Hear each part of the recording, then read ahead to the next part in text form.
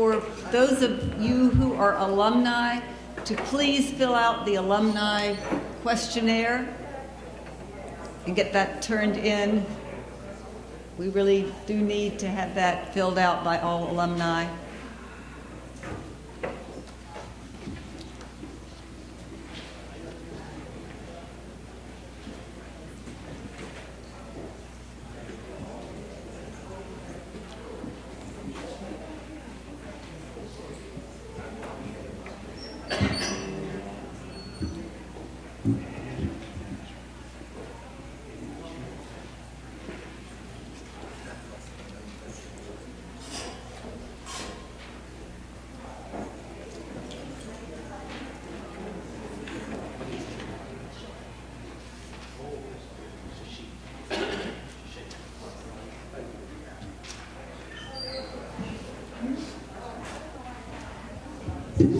Good afternoon. I'm Alice Ogden-Bellis, and I have the distinct honor and privilege to introduce to you this afternoon one who truly needs no introduction, Dr. Cain Hope Felder. I asked Dr. Felder a few minutes ago if there was anything that he would like me to say in this introduction. He said, "Oh no, just keep it brief." And so I will keep it brief. He truly needs no introduction. You all know Dr. Felder very well. He is an institution in this institution. I doubt there is a student who goes through Howard University School of Divinity who does not manage to take Dr. Felder for at least one course. When people hear the name Howard University School of Divinity, they think Dr. Felder.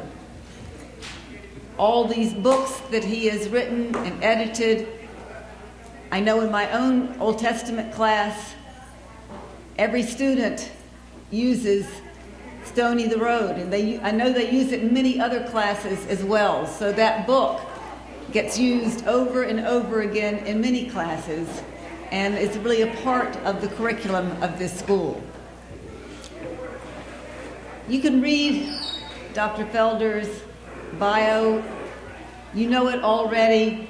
The books that he's written, the Biblical Institute for Social Change, his very impressive educational background. I need not rehearse all of that for you again. But what I would like to say is something on a more personal note. When my office changed, when I moved upstairs and got a nicer office when my rank progressed, as happens over the years at the Divinity School, I found myself in an office directly across from Dr. Felder's office. So for the last probably 15 years, I've been a hallmate with Dr. Felder. And many times, as I've come out of my office and seen the light on in his, and I poked my head in and said hello. And no matter how busy Dr. Felder was, and he's always busy, he's always taken time to say hello and chat, however things might be, talking about his wife or what's going on with his work, how we felt about how things are going with the school, just passing conversation with how we're feeling about life. And because of those conversations over the years, I have felt very close to Dr. Felder and will really miss him when he leaves at the end of this year. Microphone is reacting. Right. So I know all of my colleagues in various ways have developed these deep bonds of friendship with Dr. Felder, because that's just the kind of person he is. He's a wonderful scholar, a fabulous teacher, but also a very close, warm, and gracious friend to all of us. And that's the thing that I would like to share, is the kind of close friendship that he has had with me over these years, just in those few minutes captured here and there. Thank you, Dr. Felder.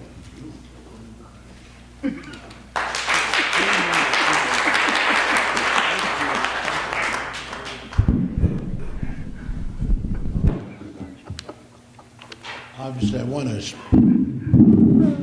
thank Professor Bellis, Alice Ogden Bellis, who, as he has indicated, for the last several years, we have shared a portion of the corridor.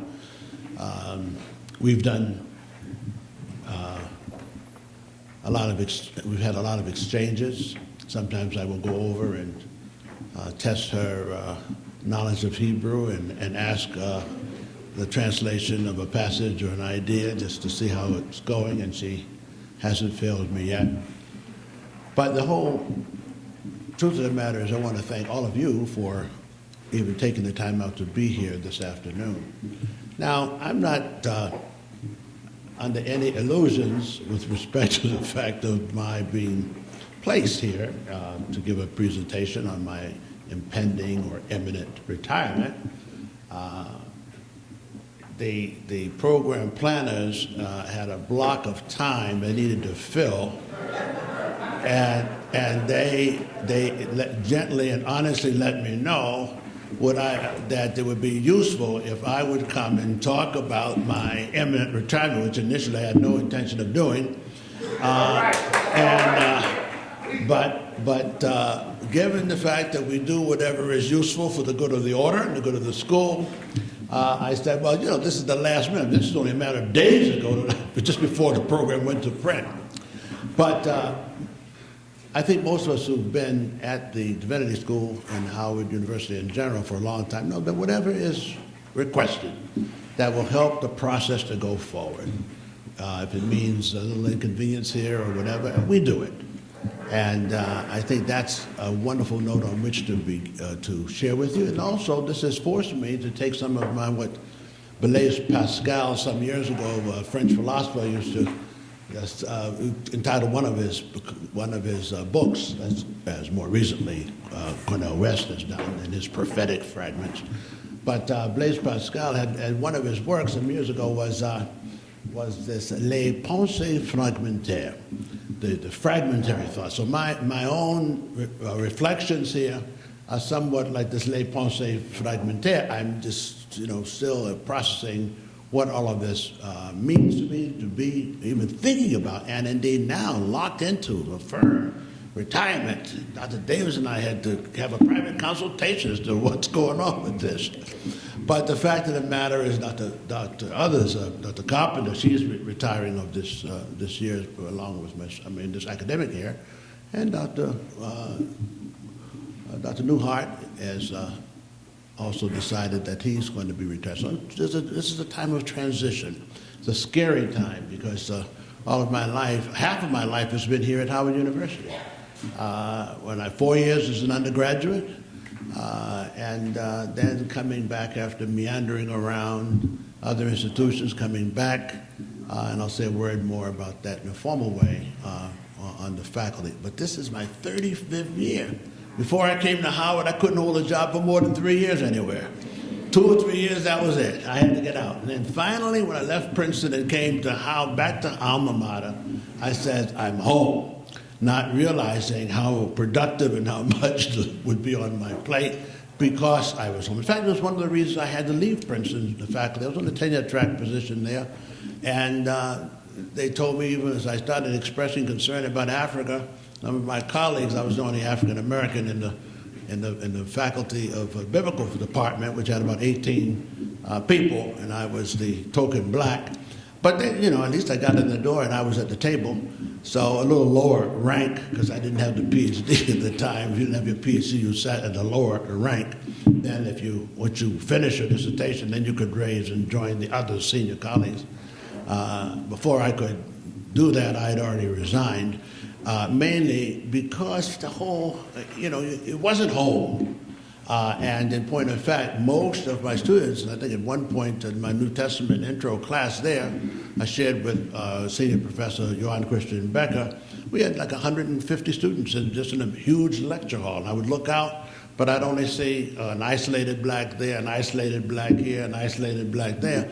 And I said, you know, how long, is this the best way to use whatever I have learned and acquired? And I always had lingering in my mind, well, what about African Americans in general? What about the masses of how can you teach and do research that's going to apply to a wider number of our people?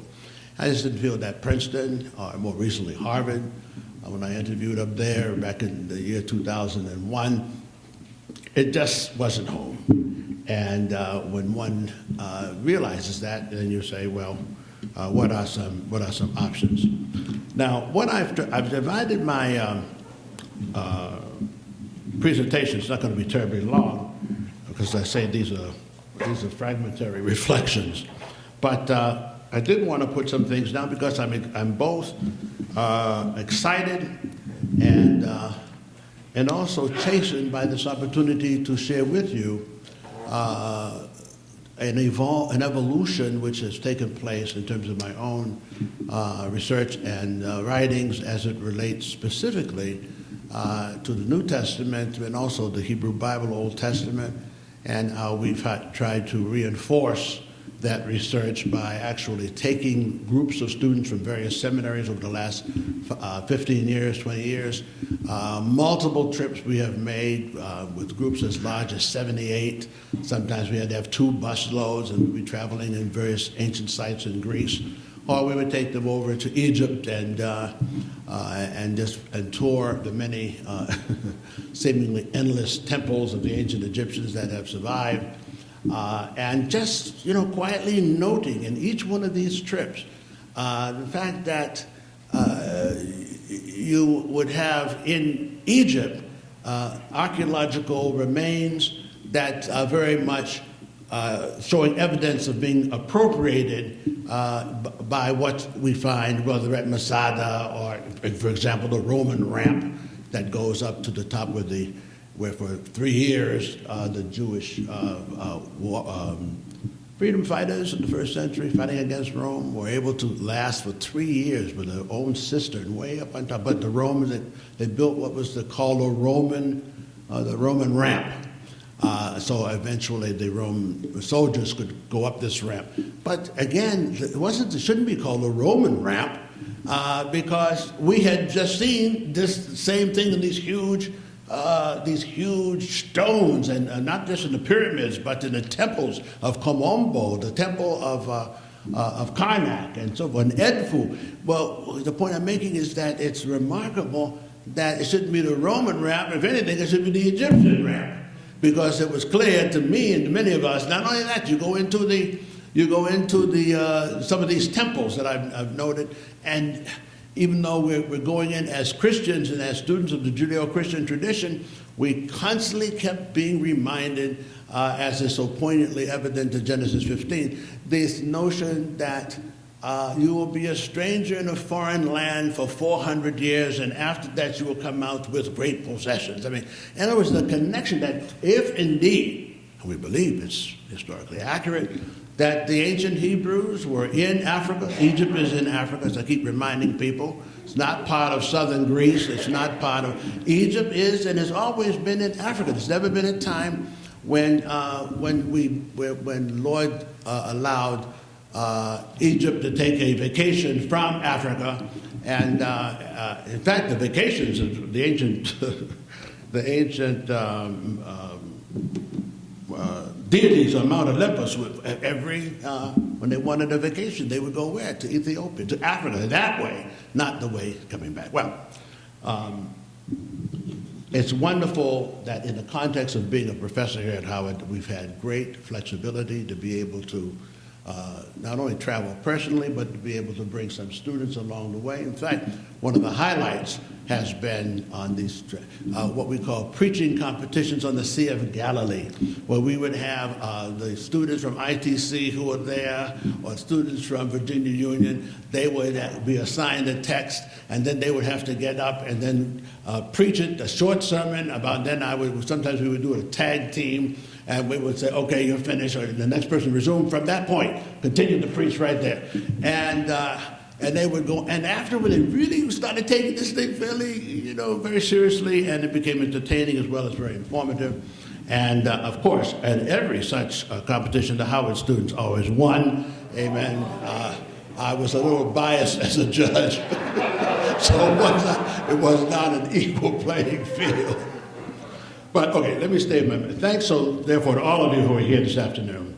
And thanks to the 99th Howard University Divinity School Convocation Committee for offering me this opportunity to reflect in this first preliminary and formal way about my career, my sojourn here at Howard University, where I have spent over half of my life.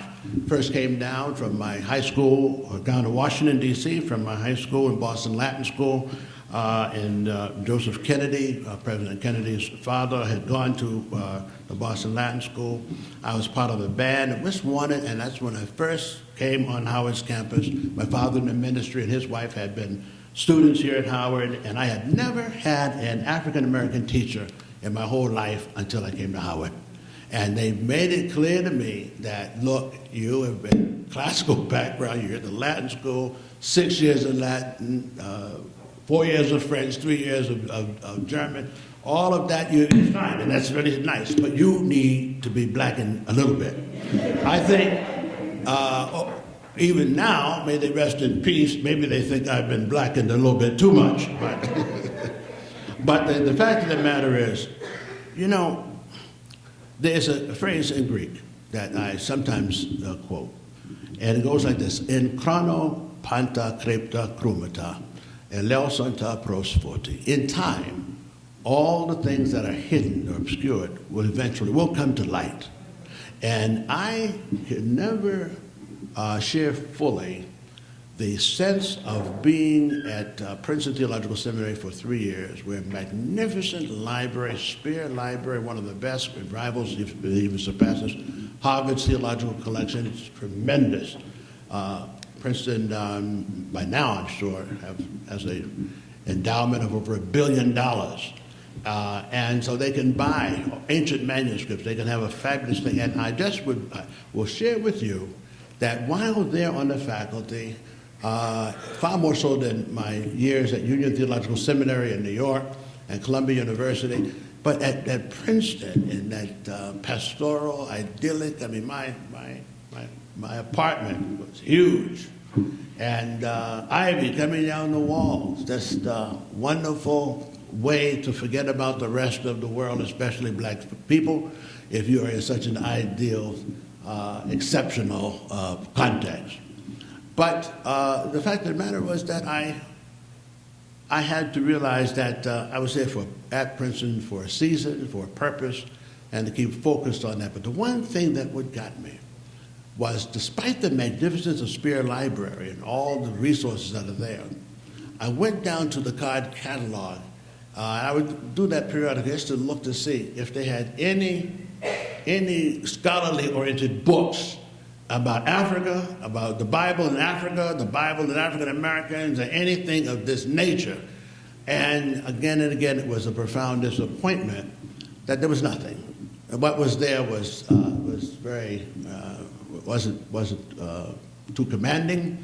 Usually on a bottom shelf, you're looking to see it scarcely ever checked out. And I had a very difficult experience with that, because I said, well, this may be an area that I need to explore myself. And we want someone else to do the book. We want someone else to do this research, or to provide that as a ready-made panacea for a neglected area of research. And it may be that you are the one who has to do that, because I kept asking some other people about it, Dr. Kofer and Randall Bailey, many other colleagues. They said, well, why don't you just put in and do that? And that wasn't to be. And unbeknownst to me, it became clear, especially when I left Princeton and came to Howard Divinity School, that I would need to spend more time looking at the things that have been hidden for too long and that need to come to light. I'm going to have three parts to this presentation. I want to look at this, my journey here over the past 3 years, and to to explore the reality question, why did I leave Princeton? I've already given a partial answer to that. Why did I leave Princeton and come to Howard, come back to alma mater? And the second is, to what extent, what is the significance of some of the publications that the Lord Jesus has been very much in evidence and encouraging and inspiring me to do sometimes. And then the third part will be just what is the significance now that we're about to retire of the achievement through the hard work of Alice Bellis, of Michael Newhart, of Gabe Byron, of Dean Pollard, all of us who worked together in the PhD committee and got the approval of a PhD program in religion. This was the one caveat that Dean Jones brought to Princeton when he came to meet me at Princeton. Not to meet me because he knew who I was already from my work with him and his helping me when I was a student at Union Seminary years earlier. But it was Dean Jones who had come and was able to say, look, will you come? I'm rebuilding the faculty at Howard, and we need a professor of New Testament, and would you come, and we're doing a targeted search. And I had the nerve or the boldness of saying to Dean Jones that, well, if you would hold the position for a year, because I'm here with Spear Library and I need all these books and all this research right here, and I don't want to have to be finding my way around the libraries and such in Washington. He says, look, for you, I think we would hold the position for 1 year, but then you have to come. So I had a year to focus on my dissertation at Columbia University in the Epistle of James and Jewish Christianity, and work very intensely, at least to have a first draft of that dissertation completed in that year that Dean Jones had granted me. And then after the end of that year, I was very happy to come. And the first thing, a couple of students in the hallway, when there was only one professor of New Testament when I got here, and that was going to be it. But now we have 4 people on our faculty who have PhDs in New Testament. I mean, just what a difference in terms of the ability of us to, and then 2, that's separate from the 2 colleagues we have in Dr. Ahn and Dr. Bellis in the Hebrew Bible. So we are now, over these last 3 decades, an institution that has now able more easily to take its place with senior colleagues and others in our sister institutions. So I came to Howard in part because I sensed that part of my destiny was going to be unfolded here, and that it would be important to go home, to come back home. And from the very beginning, I'll never forget a conversation I had with Dean Jones when he said, the late Dean Jones, when he says, Cain, look, unlike Union in New York, unlike in Princeton, he said, we don't have to apologize for who we are. We don't have to, any notion that anytime you talk positively about the black experience or Africa in the Bible or anything like that, that people, the white brothers and sisters are so often say that, oh, well, we don't want to hear that special pleading. We don't want to hear the race card. We don't want to hear talking about so all of that kind of thing is accumulated over there. Here you don't have to worry about that. Whatever you want to write, you will have the same privilege that the white scholars have. And anything they want to write on, they have the ability, they control all the institutions, and so therefore they can write on it, and they can even re-mythologize any other people that they want. That's the power that they have. He said, but here you can do, as long as you can argue and provide the documentation and engage in serious scholarship, then you determine the agenda. What a liberating thought it was. And it's very much like my first my draft of Trouble in the Biblical Waters first came out. I mean, it was first developed in, say, 1980, it was published in 89, but in 87, with James Cone and Gerard Wilmore, the 2 of them working with me, they called me up to New York when I thought I was finished and had gotten it approved by Orbis Books in New York. They have that done in the second book in the series that James had arranged, a series of 6 books approved by Orbis for publication. His For My People was the first published work, and then Troubled Biblical Waters was the second. And I thought that I was finished with the manuscript, and Professors Cohen and Gary Roma called me up to New York, and they said, please to share this with you. They said, Cain, we got some concerns about your manuscript. I said, oh yeah, what is it? They said, you know, you ask too many, you quote too many to give credence to your argument.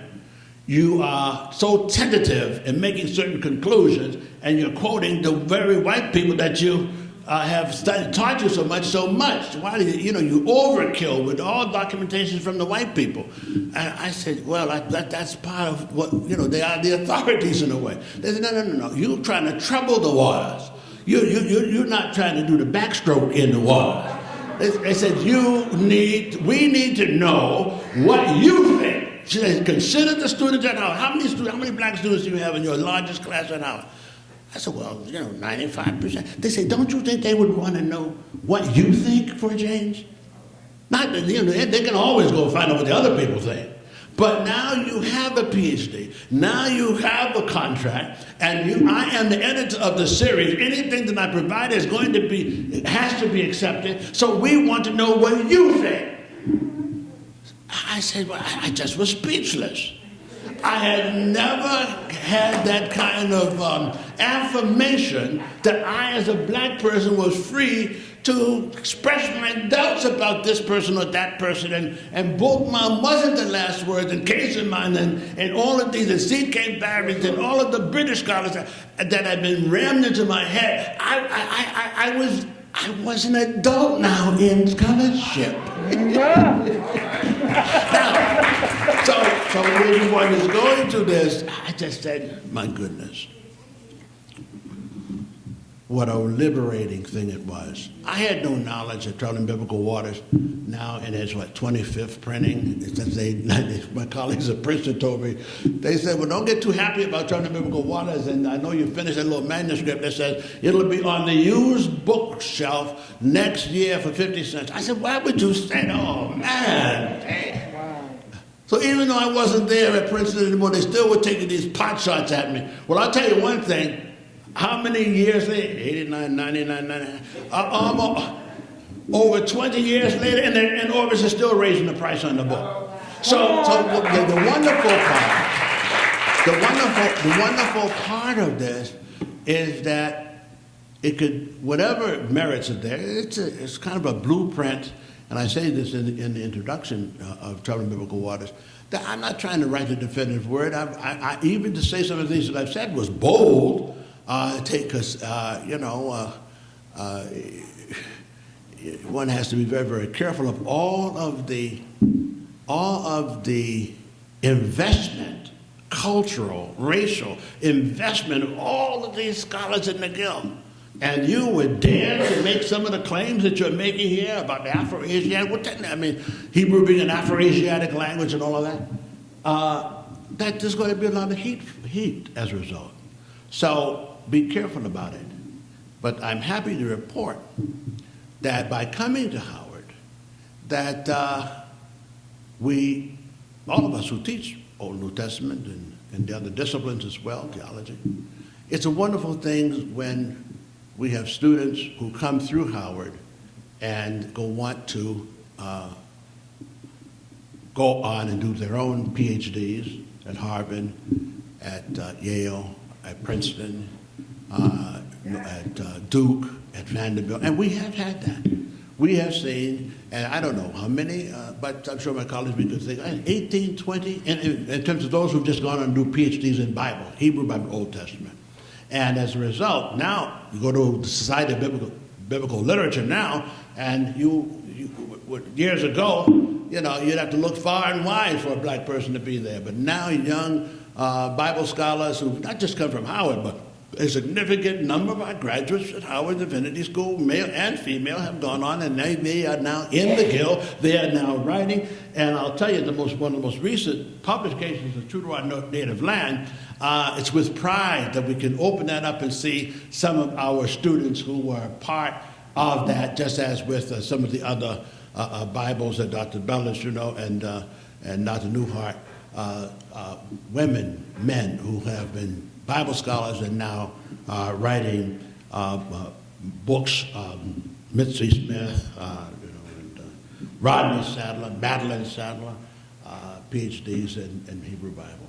So in other words, I don't take singular credit. By no means what I'm saying is that this institution has given us as a faculty the kind of wherewithal that we can hopefully inspire students to want to do more in the biblical field and bring some of the hidden things to light.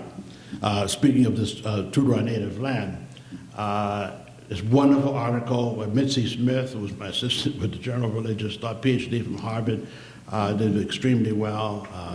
Valerie Cooper, PhD from Harvard, not in Bible, but has many horror stories that she told, but she finished and did very well. The list could go on and on and on as we try to celebrate the students who have come to Howard intentionally so they could fashion what distinctive destiny the Lord had made possible for them. Now, I do want to just say that I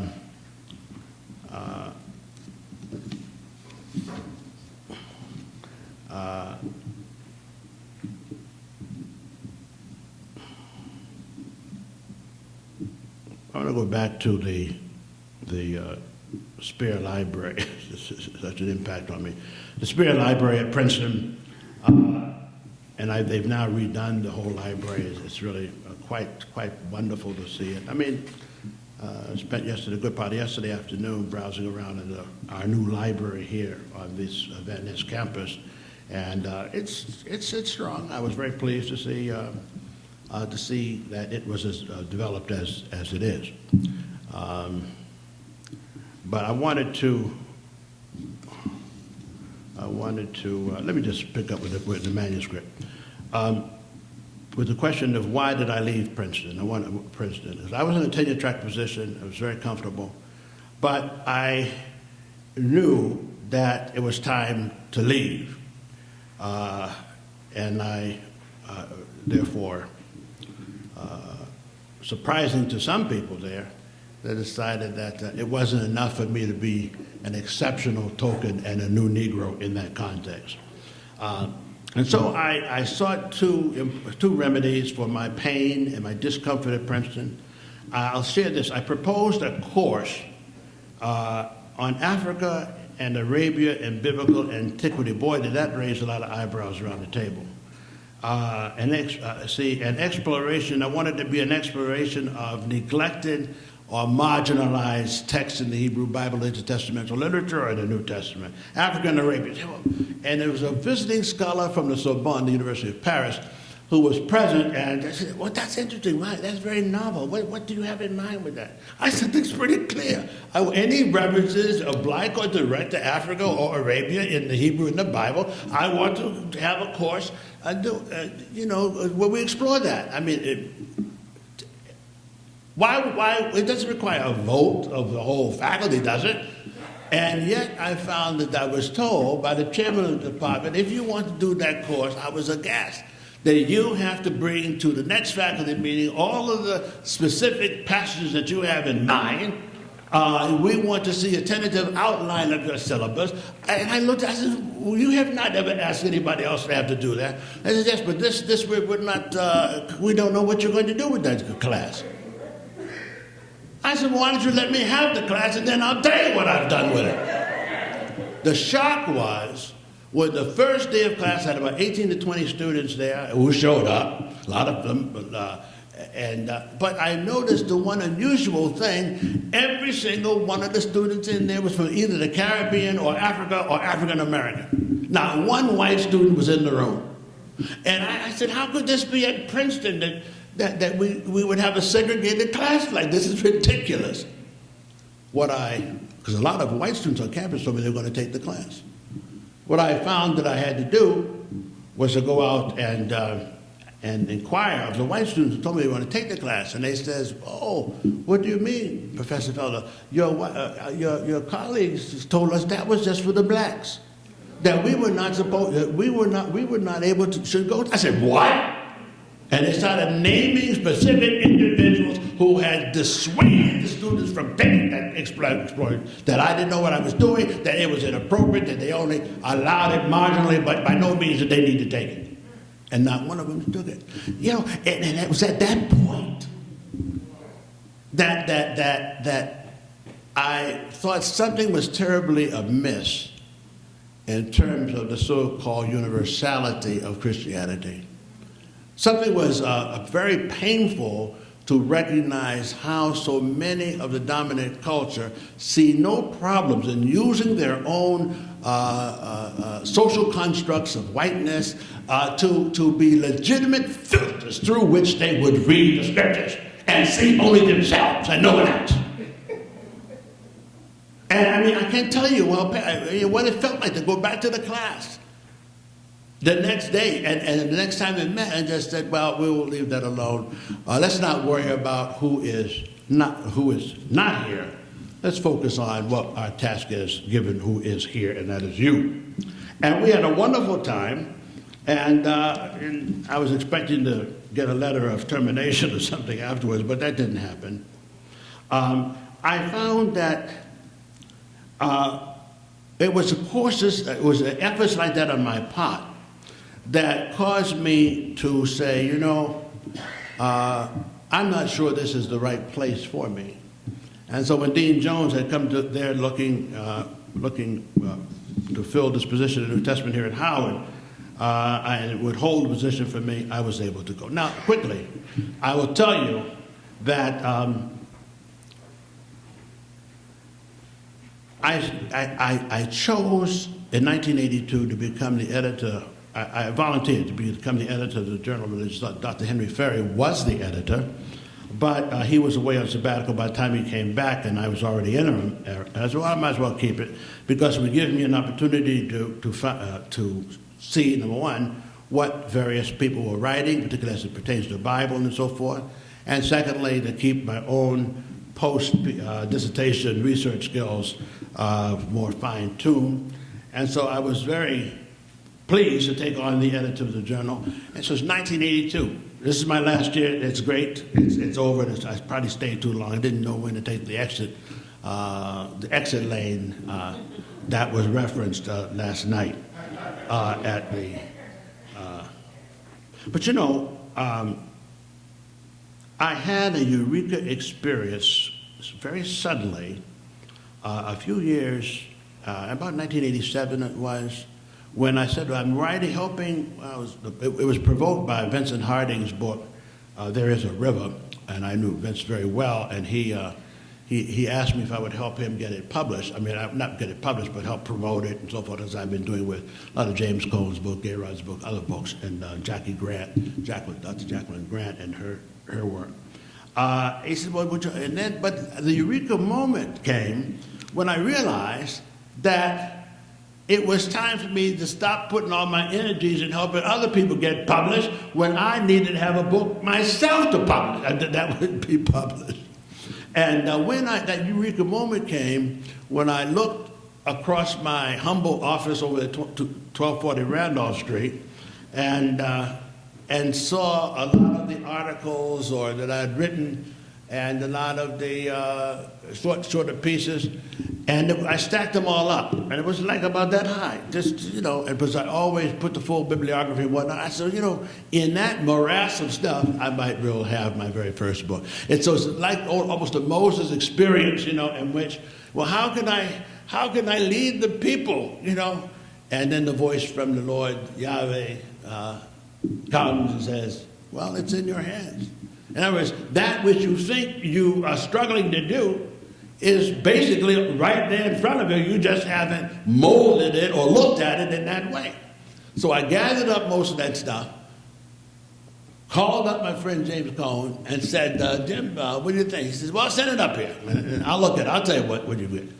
So he read it, shared it with Gayrod and others, and he said, you know, not only do you have a book here, you have about 3 books here. So, and they were very helpful in kind of shaping the one book. And it was followed by Stone in the Road and all of this. Now, I want to just close here by saying that that's a Louis Farrakhan trick to say you're closing and then going for another hour. The dedicated work of the, I want to just say, for these 3 decades plus to have evolved here at the School of Divinity, where we are on the threshold of launching a PhD program in the field of religion with 3 foci. There'd be a concentration in ancient sacred texts, particularly focusing on the Hebrew Bible, the New Testament, but also the Quran and so forth, the PhD in that area. Second area is African American religious studies, which would be theological, historical work that would be all interdisciplinary, using faculty on the main campus. And then thirdly, religion, ethics, and public policy is the third one. And basically, this whole design has been approved. Now, they're trying to share with Dean Pollard that I thought that our sort of Africana studies emphasis for the whole thing would probably not float on main campus, and he is now aware of the fact they've made it clear that that is a problem for them in the graduate school. But, and I understand that. I mean, Howard still has a certain dis-ease with giving the appearance that somehow we are ghettoization, or we are so focused only on the black experience that we are marginalizing. It's a very funny argument, but that seems to be the way some people feel. So I'm not surprised that they want to make sure that this has universal appeal and that we don't limit the focus to be just African American religious studies and so forth. But a lot of work has gone into developing that major proposal. It's been approved. We just need to start raising the money for it. But this 3-decade period, for me, has been 3 decades plus, a period of sharing wisdom and receiving many personal rewards from my engagement with students, as I've seen other professors doing the same. It's been a teaching, learning, symbiotic dynamic that's been evident, in which I've benefited from. And we have seen a number of our graduates go forth filling important pulpits, mega pulpits, and a number of not so mega churches, chaplaincies, prisons, hospitals, and other kinds of armed service and armed services, chaplaincies. The diversity of ministries that many of our students have gone forth to do is a real badge of honor that we look at and we look with real appreciation for. I've spoken about our trips to Egypt and Israel. A reference has been made to our Biblical Institute for Social Change, which we had to discontinue, didn't have enough staff, and some medical challenges forced me to have to discontinue that. Just didn't have the energy and the time to be able to do it all. But suffice it to say that this has been an exciting period of my life, and with the new crop of students who have come in now, we are very much overjoyed by the simple fact they have chosen Howard University School of Divinity.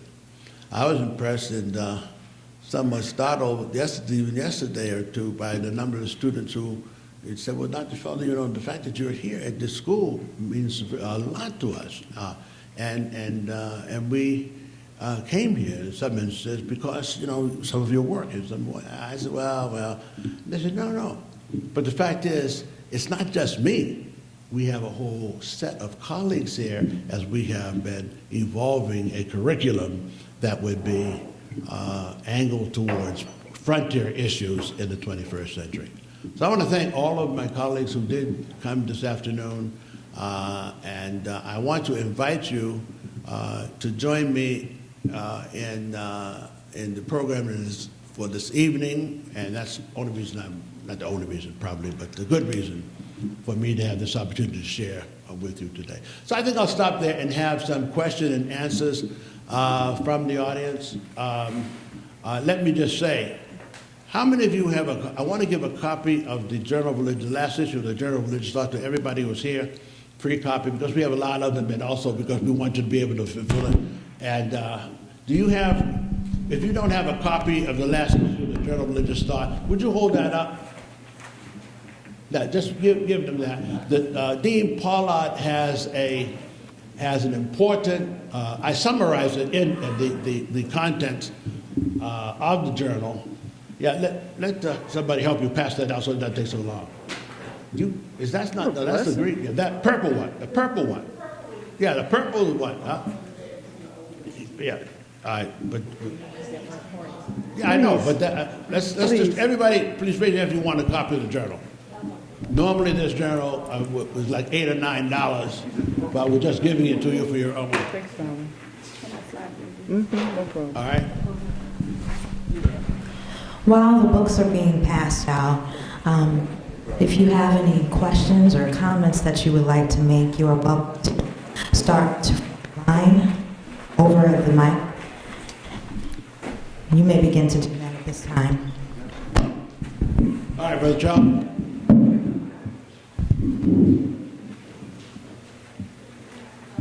Hi. Jamaica, right? Yeah. Right. To upcoming preachers?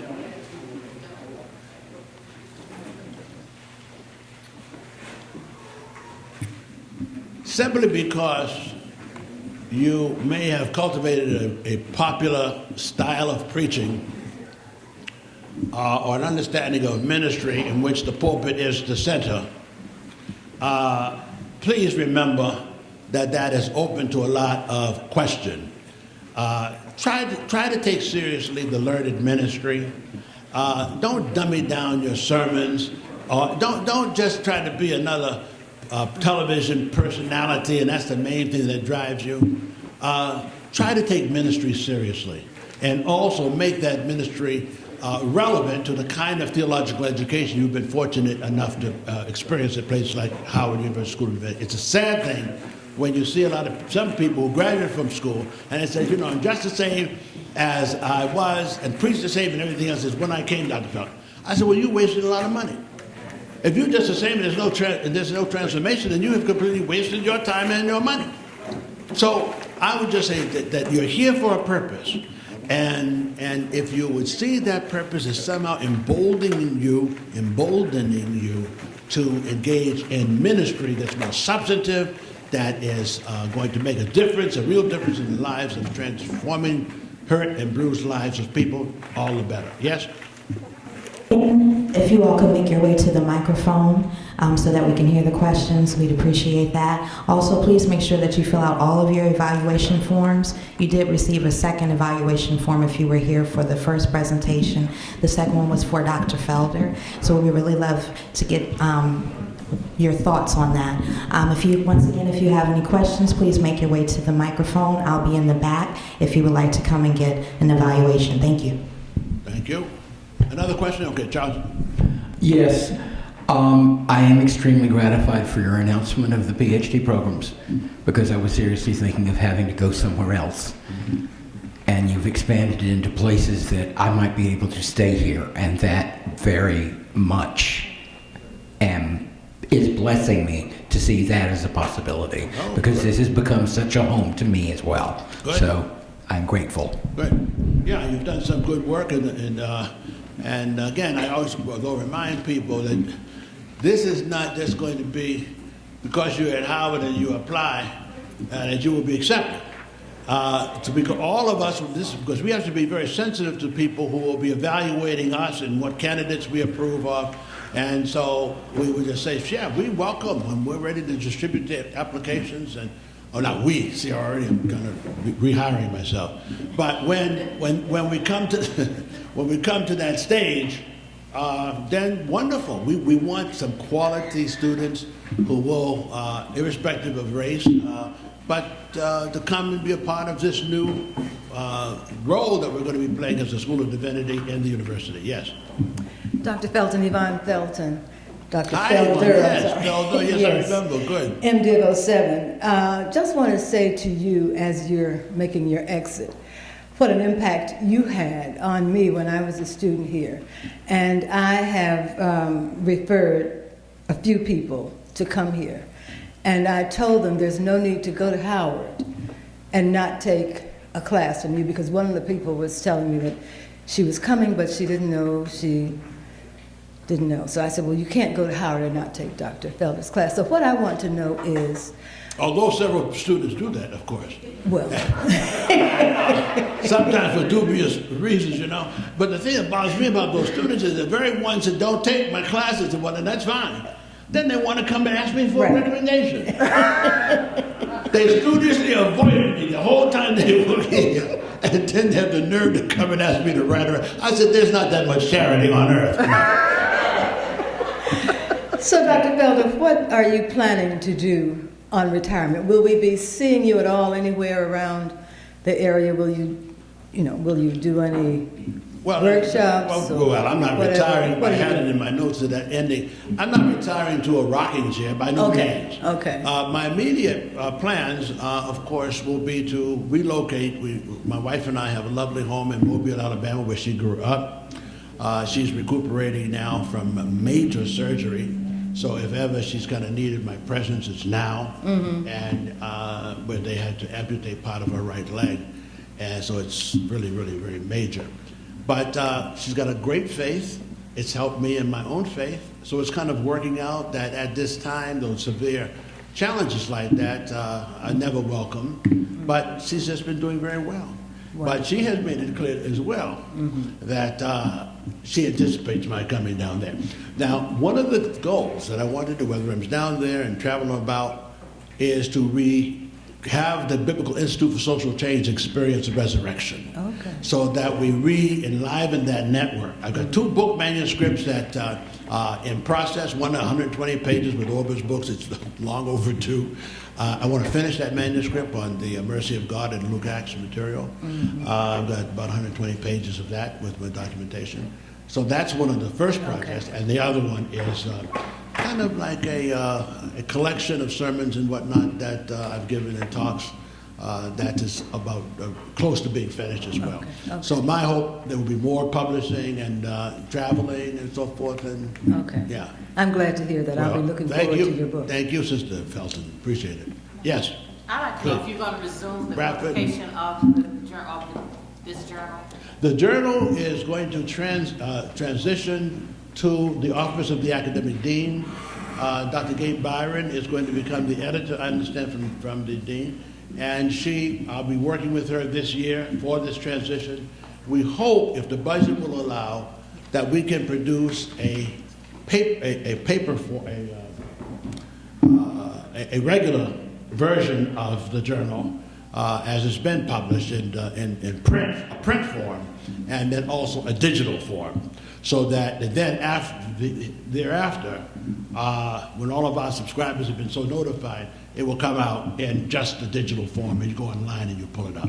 We're just trying to work out some of that. So the journal will continue. We've already got pretty much all the manuscripts we need for the next issue, and I am negotiating with the Gabe Byron and Alton Pollard how is the budget, if it's sufficient. It would be nice to have that transition where it's available in print, but as a final issue, it would also be digital.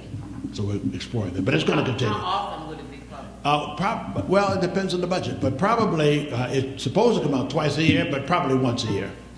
It'd be an annual. Just the budget will. These things are very, very expensive, and a lot of the And you know, if Dean Byron, if she can do it and has a support staff to do it, it'll be twice a year. It used to be basically with the semester, fall and winter, you'd have the journal published, but we can't do that anymore.